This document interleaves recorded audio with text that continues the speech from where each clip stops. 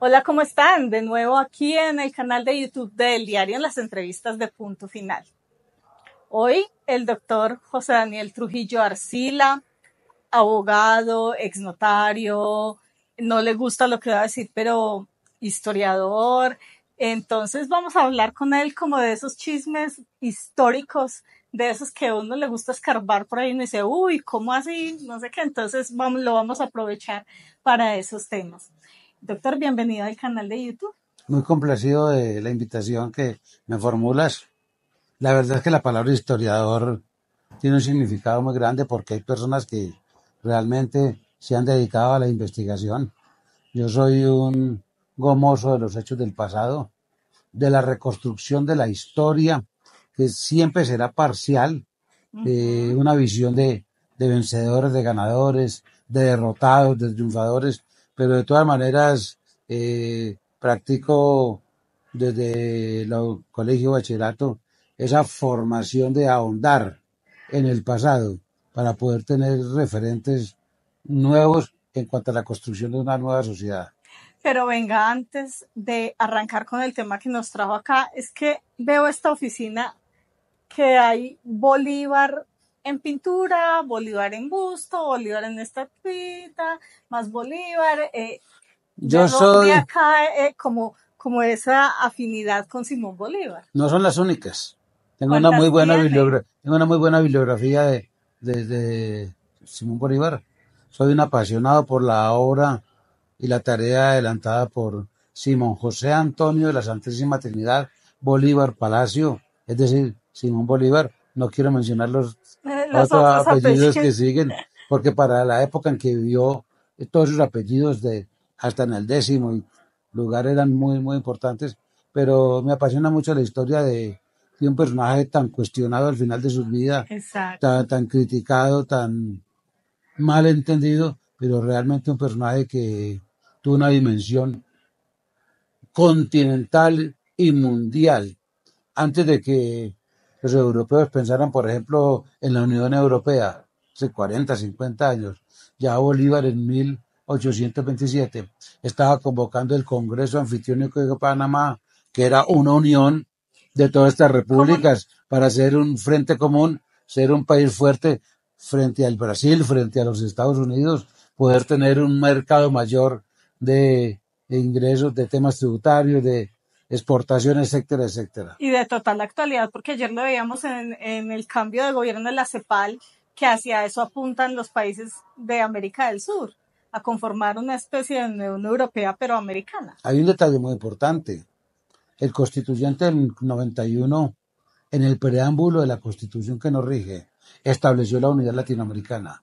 Eso es muy novedoso y nadie habla de ese tema. Cuando tú lees el preámbulo de la Constitución, que es como la parte romántica del texto supremo, colombiano. Sí, cuando que habla de títulos, de valores, de principios, señala y termina relatando que todo eso está dirigido a mantener la unidad latinoamericana. Ya ahí en el constituyente terreno del 91 ya había ese deseo de la integración. Somos unos pueblos hermanos, seguramente con diferencias, no solamente porque las cordilleras de los Andes separa a los habitantes del pasado y de hoy, sino porque mi Dios en su infinita sabiduría nos entregó un territorio rico en diversidad. Bueno, pero entonces ahora sí aterricemos a lo local, que fue pues para lo que lo invitamos acá a Punto Final. ¿Cuántas Pereiras hay hasta el momento? ¿1, 2, 3, más? Desde su visión, como dijimos ahorita, es algo como muy subjetivo, su visión histórica de la ciudad. ¿Cuántas compré? Sabes que hay muchas Pereiras. Yo podría relatar la Pereira que conozco del año 70 en adelante, cuando llegué a vivir a la ciudad. ¿Usted no es pereirano? No, yo nací en Santuario Risaralda, de pequeño nos llevaron a Antioquia y volvimos a regresar a terminar mi primaria a la Virginia. Y desde entonces estoy vinculado a la ciudad cuando vine a trabajar en el año 70. Pero esa es una idea de la Pereira que puedo conocer muy directa. Pero si me retrotraigo a el pasado, pues hay una Pereira que se llamó Cartago. Sí, por eso hay que diferenciar cuando la gente habla de Cartago Viejo, es el Pereira de hoy. Bueno, pero yo tengo ahí una inquietud. Por todo este problema, porque dice que se fueron huyendo de los indígenas que eran bastante violentos y que pues fue mejor desocupar. ¿Sí es cierto o se fueron por otras No, causas? yo creo que hay de todo un poco. El Pijao era belicoso, el Pijao era necio y finalmente molestaba y incomodaba la presencia de los mestizos, de los blancos, llamémoslos así, o de los españoles o de los hijos de españoles o de los descendientes de españoles que se asentaron en esta tierra hace ya 400 y muchos más años. Pero aparte de eso, pues había unas tierras a la orilla de un río que se llamaba el Bredunco. Los españoles le colocaron el río de la Marta para colocarlo paralelo al que ya se llamaba el río Magdalena, que es el río Cauca hoy. Y también había unos intereses económicos de que algunos se trasladaban a las tierras de Cartago, por donde había dos ríos, hoy los llamamos como el río Cauca y el río de la Vieja. No la Vieja, sino el río de la Vieja, y aquí había intereses económicos de gente que quería, buscaba mercados, explotaciones comerciales, explotaciones agrícolas, y donde había un marcado interés en los caminos a donde conducían. Estamos hablando de que ya había un camino real que era el camino del Quindío, porque la provincia llamaba provincia del Quindío y tenía como capital a Cartago.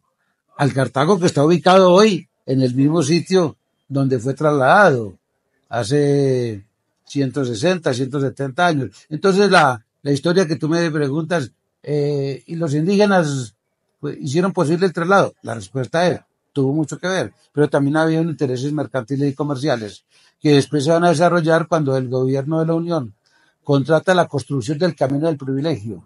¿Y ese cuál es? El Camino del Privilegio lo contratan con don Félix de la Abadía, cartagüeño, que es uno de los personajes que llega con el padre Cañarte, con el Díaz Recio, primer notario, el padre Remigio Antonio Cañarte, creo que era Ruiz, Salamandro y no recuerdo los otros apellidos del padre Cañarte, pero ese camino del privilegio va a ir de Cartago a Villa María. Villa María Caldas. Villa María Caldas, pero es que Villa María hacía parte del Estado Soberano del Cauca. Y el río. Subía hasta Villa María. Claro, el Estado Soberano del Cauca, Pereira, Armenia. Río Sucio, Anserma. No, pues que el Estado Nacional del Cauca era el Chocó, era parte de Antioquia, era lo que hoy es Valle, lo que hoy es Nariño. Era un Estado inmenso, una jurisdicción eclesiástica inmensa, un poder del obispo inmenso. Y el Estado Soberano del Cauca iba hasta los límites de Manizales, lo separaba el río Chinchiná. Ahí empezaba el Estado Soberano de Antioquia. Sí. O sea que Manizales sí de por sí siempre ha sido del otro lado. Claro. Y acá del otro lado. Ahí sí, es donde, o sea, una división histórica. Hay una división histórica. Entonces lo que ocurre aquí es que el Camino del Privilegio, cuando lo trazó don Félix de la Abadía, pasó por acá. Por el caserío de Pereira. Pero ya había el caserío de Condina, arriba de Punto 30, en la vía Armenia. Y con esa construcción del Camino del Privilegio que pasó por donde estamos ubicados, Condina fue desapareciendo, fue languideciendo, ya no pasaban las recuas de mulas, ya no había hostales o fondas donde las mulas descansaban, donde le brindaban aguardiente y comida y dormida a los viajeros. O sea que Condina no es un invento nuevo. Condina no, existió el caserío de Condina, que después se llamó de Ovaldía, en mención a un prócer caucano, el apellido. Pero es muy importante entender que cuando Cañarte viene acá, se van dando esos hechos. Aquí lo que hubo es una especie de refundación. Ni todo el mundo se fue para el Cartago actual. Ahí era donde yo quería llegar. No todo el mundo se fue. Claro, se fueron los que les interesaban, pero aquí quedó gente viviendo. Aquí había presencia de personas que consideraron que podían seguir con sus cultivos de pan coger, o ya incursionaban los trapiches, o había otros intereses de prisa económica. Le quiero preguntar por esa gente que se quedó y sus descendientes, entre los que se quedaron o llegaron a ese caserío de Pereira, Guadalupe Zapata en esas. A ver, un tema interesante sobre el que hay que hablar, porque la presencia de palenques en esta zona, de cimarrones, negros libertos, negros que huyeron de sus amos, especialmente del Cauca, va a generar una confluencia de negros que vienen del Cauca por Cartago, pero de negros que vienen de Tarazá, de las minas de Antioquia, entre ellos Guadalupe Zapata. Y ahí hay una historia pues que habrá que profundizarla más, porque el negro caucano era un negro bozal, un negro aislado, era un negro aislado, no era amistoso, no era muy social. El negro antioqueño era un negro demasiado amable, conversador, colaborador, que generaba empatía con los que llegaban de otras partes. Y por eso a Guadalupe le fue bien atendiendo ahí como en pues no parece que le fuera bien según cuentan algunos, porque dice que don Jesús María Ormaza, Jesucito Ormaza, que viene aquí antes de tener 20 años con Elías Recio, que es el notario que tiene de origen bayuno, repito, con don Félix de la Abadía, Jesucito Ormaza, que viene de Cartago, que va a ser el primer maestro, comentan que no le incluyó en la lista de los presentes en esa misa del 30 de agosto de 1863. No a propósito, que por alguna malcarencia, pero eso no está probado, pero alguna malcarencia. A propósito, quien determinó que la fundación de la ciudad de Pereira actual fue el 30 de agosto fue el Consejo Municipal de 1922-23. Es decir, es un consejo municipal que 60 años después, por acuerdo, no hay ninguna crónica que decidió por en alguna 1963, ¿no? No, o sea, es el consejo municipal que establece en 1921, 22, 23. No recuerdo la fecha exacta, que esta ciudad fue fundada o refundada, o donde se celebró, entre comillas, la primera misa, porque misas ya había muchas, fue 60 años atrás. Aquí en Condina hubo misas, porque había curas que tenían autorización de andar con altar portátil. Se llamaban misas de altar portátil. Se autorizaban con mucha anticipación, y el cura andaba con su altar, era una piedra de mármol en el cual estaba incrustado la reliquias de santos, un cabello, una uña o algún elemento que identificara un santo. Esas eran las famosas misas celebradas con altar portátil y que debían ser autorizadas con el obispo. Es que antes de que hubiera jurisdicción, esto es muy importante, antes de que hubiera jurisdicción civil como tal, lo que generaba la creación y la importancia del territorio era la creación de las misas que se autorizaban porque había determinado número de habitantes en una zona muy extensa. Después ya están más congregados y entonces se les da el título de viceparroquia. Y cuando ya tienen una presencia mayor, se van a llamar parroquias y de ahí se va a derivar en municipios como tal. Cuando usted lee las primeras escrituras de Pereira, cuya custodia tuve durante muchos años como notario primero en la ciudad, y donde está el testamento del padre Cañarte, usted va a encontrar que esa primera escrituras, la una de 1872, la venta de una casa aquí en la Plaza de Bolívar, entre dos mujeres, una venta muy interesante, una casa de techo pajizo, pero van a hablar del caserío de Pereira, del municipio del Quindío, o sea, van a hablar de otra terminología para identificar un territorio. Pero es que lo que es muy curioso de Pereira es eso, del Quindío, de la provincia del Cauca, después del departamento de Caldas. O sea, Pereira ha tenido como una lucha por ser Pereira independiente, o sea, porque le ha tocado desligarse históricamente de un montón. Hay muchos componentes de tipo político en este tema. La verdad es que la provincia del Quindío era más hacia esta zona que hacia el propio Quindío. El Quindío es una expresión porque en el año 66 una ley de la República creó el departamento del Quindío, pero la gente hablaba de la olla del Quindío. Los paisas venían a la olla del Quindío, sí, que era Estado Soberano del Cauca. A propósito de eso, paisa es un término muy despectivo. Sí, claro. O sea, pues porque uno es dice que paisa, somos paisas y no, pero paisa, ¿quién le decía? Primero, nosotros no somos paisas. No, los de Pereira no. Nosotros somos una cultura paisa caucana. Curiosamente, la dirigencia era toda caucana. Cañarte, Recio, Ormaza, los empresarios como don Félix de la Abadía, de Cartago y de Cierto. Pero los personajes que llegan son, repito, esas varias colonizaciones, porque no fue un flujo migratorio, fueron varios flujos migratorios de paisas que pasan. Aguadas era Antioquia, después va a ser Caldas, pero vienen pues, de Sonsón, de Marinilla, vienen de esos pueblos de Abejorral, es importantísimo en la presencia, pasan fundando pueblos.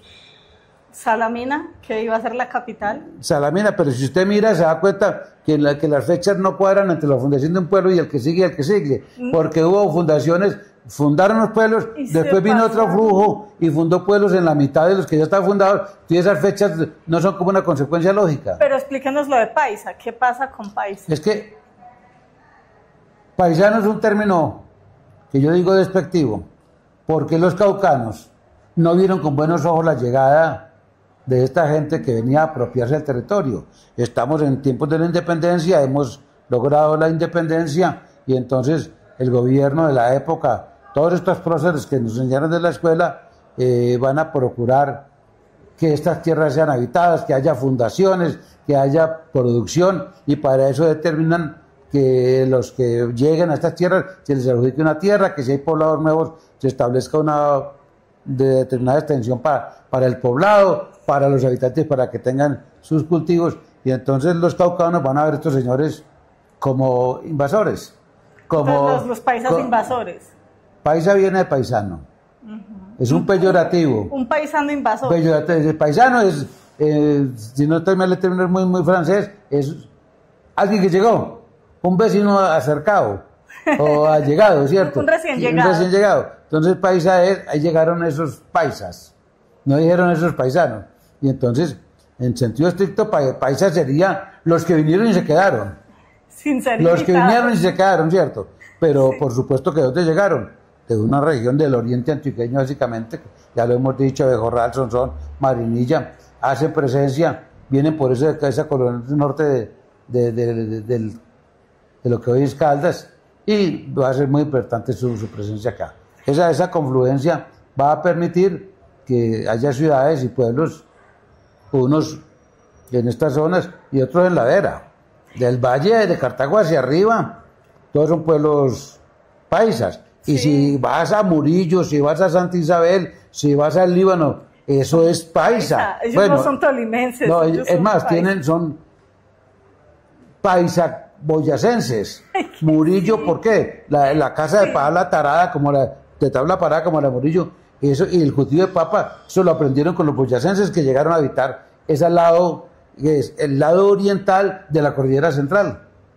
Si esto es una mezcla. No, carajo. En Bogotá, ya para terminar, ha pasado algo. Bogotá se ha comido los municipios en su expansión. Sí. ¿Puede pasar lo mismo con el área metropolitana de Pereira, que se siga comiendo y nuevamente se junte con Cartago y sea un Cartago grande o un Pereira grande, digamos, en 30 años? Tengo una anécdota muy bella. Hace algunos años presenté en el auditorio de la área andina uno de mis libros. Invité a que hiciera la presentación un colega notario, exalcalde de Cartago, el doctor Orlando Restrepo Jaramillo, escritor muy importante del Bachi, cartagüeño. Y Orlando, en el auditorio, cuando hizo uso de la palabra, dijo: nunca imaginé, siendo alcalde de Cartago en el año 80 y pico, que venir de Pereira, ir de Pereira a Cartago o viceversa, iba a ser la unión de dos pueblos. Antes venía entre potreros, una casa o por ahí, pero hoy cuando vengo lo que encuentro es una gran avenida, una gran conurbación que une dos municipios, lo que le permitió en algún momento que se pensara, se creara la asociación de municipios de diferentes departamentos. Entonces digo que esto es una conurbación. Es que Rosquebrada no nació por este lado. Rosquebrada nació en el sector de la Capilla, allá arriba donde está la iglesia, ahí empieza a poblarse. La parte industrial de La Rosa para acá llegó posteriormente y generó todo lo que hoy vemos de construcción. Y mire, pues si vamos para la Virginia, la misma zona industrial y está creciendo y se está chocando es impresionante este proceso urbanístico que se da en estas zonas que son tan particularmente hermosas, bellas, fértiles, productivas, y que hermanas. Nos correspondió vivir, y hermanas. Correcto. Bueno, doctor José Daniel, pues yo me quedaría conversando aquí la vida entera con usted, pero los tiempos pues en redes sociales y en este canal son limitados. Le agradezco su tiempo, la disposición y como siempre invitado al periódico, al canal de YouTube. Muy grato tenerlos. Siempre he tenido muy buenos vínculos con el periódico, con sus directivos.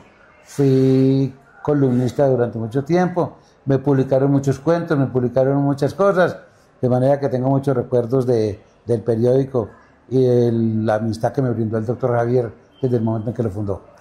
Bueno, señor, muchísimas gracias y a ustedes también muchas gracias por estar pendientes del canal de YouTube y las entrevistas de Punto Final.